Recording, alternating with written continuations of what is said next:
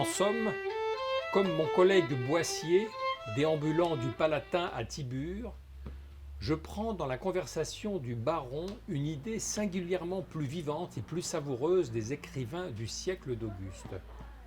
Ne parlons même pas de ceux de la décadence et ne remontons pas jusqu'aux Grecs, bien que j'ai dit une fois à cet excellent monsieur de Charlus qu'auprès de lui je me faisais l'effet de Platon chez Aspasie.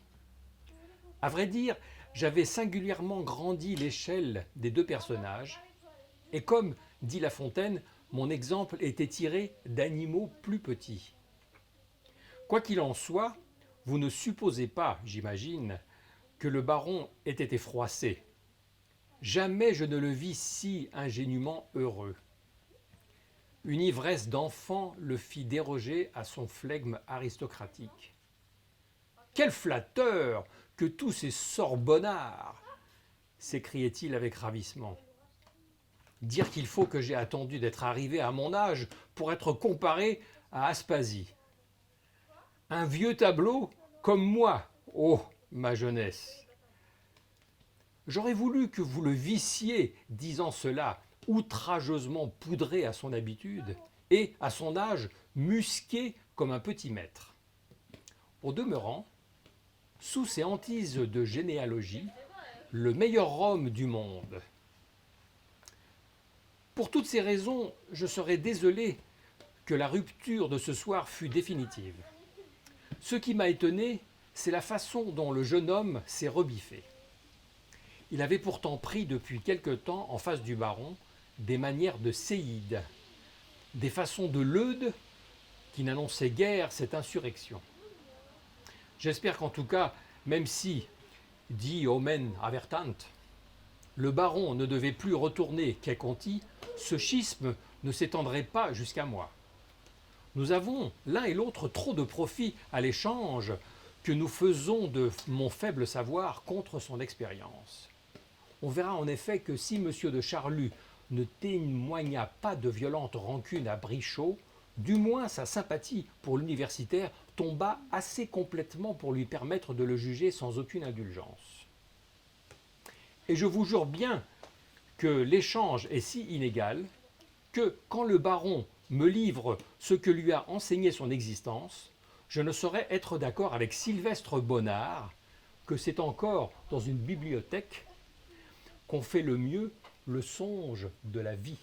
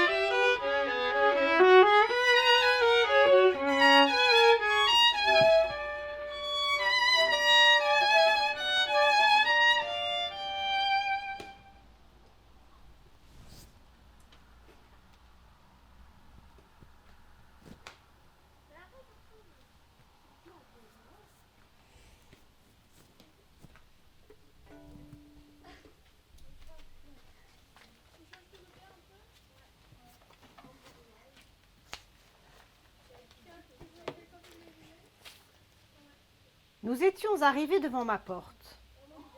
Je descendis de voiture pour donner au cocher l'adresse de Brichot.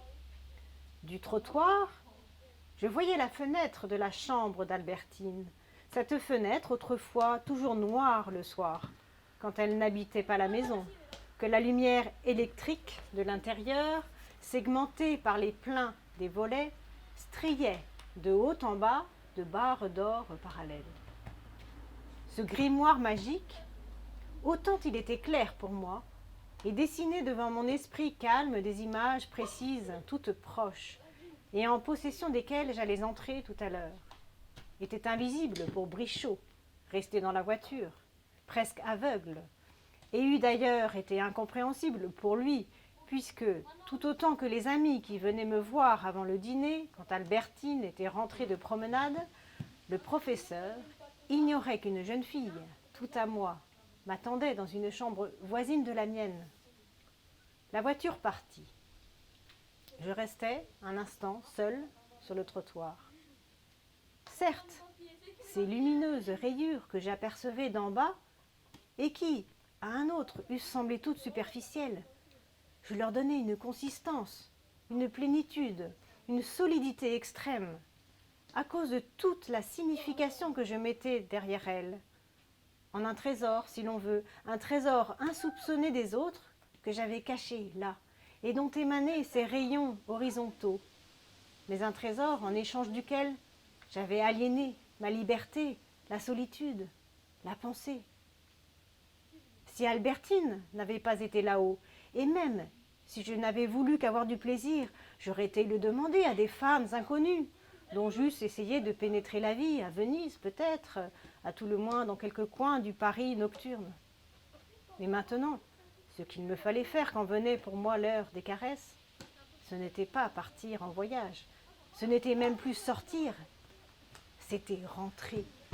Et rentrer, non pas pour au moins se trouver seul, et après avoir quitté les autres qui vous fournissaient du dehors l'aliment de votre pensée, se trouver au moins forcé de le chercher en soi-même, mais au contraire, moins seul que quand j'étais chez les Verdurins, reçu que j'allais être par la personne en qui j'abdiquais, je remettais le plus complètement la mienne, sans que j'eusse un instant le loisir de penser à moi, et même la peine, puisqu'elle serait auprès de moi, de penser à elle. De sorte qu'en levant une dernière fois mes yeux du dehors vers la fenêtre de la chambre dans laquelle je serais tout à l'heure, il me sembla voir le lumineux grillage qui allait se refermer sur moi et dont j'avais forgé moi-même, pour une servitude éternelle, les inflexibles barreaux d'or.